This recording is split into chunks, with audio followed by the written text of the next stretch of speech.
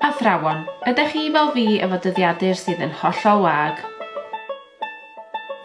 Be am ddefnyddio'r dyddiadur yma fel llyfr braslunio? O fis Medi ymlaen mi fydd y dyddiadur yn dechrau llenwi.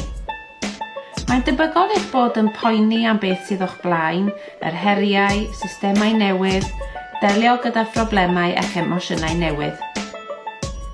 Mae braslunio yn ffordd hawdd a sydyn o dawelu'r meddwl, pan fydd pethau'n mynd yn ormod. Ond dwi'm yn cael munud i fi fy hun. Mae hyn yn ddealladwy, ond os oes modd clusnodi 5 i 10 munud y dydd i gymeryd anadl a chanolbwyntio ar braslunio, byddwch yn teimlo'n well. Estynwch am eich dyddiadur a brasluniwch beth sydd o'ch cwmpas. Cwpaned o de, llaw, esgid, planhigyn, be bynnag sydd o'ch blaen. Beth am drio braslunio heb dynnu'r bensel neu'r beiro oddi ar y papur? Mae hyn yn ffordd gwych o fagu hyder gyda'r marciau rydych yn creu.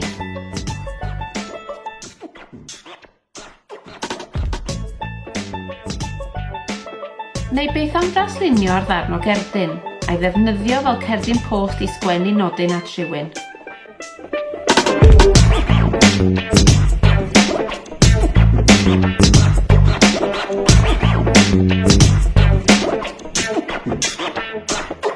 Cariwch becyn o bensiliau lliw gyda chi i ychwanegu lliw at unrhyw lun. Byddwch yn siŵr o roi gwen ar wyneb pwy bynnag sydd yn ei dderbyn.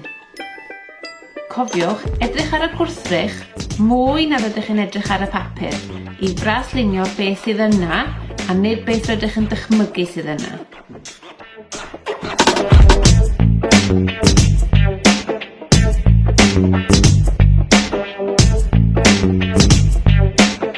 Mae canolbwyntio ar yr hyn sydd o'ch blaen am gyfnod byr yn cymeryd y ffocws oddi ar y digwyddiadau a sefyllfaoedd sy'n eich rhoi o dan straen. Gobeithio y gwnewch chi ddarganfod y bydd sydd i'w gael allan o braslunio.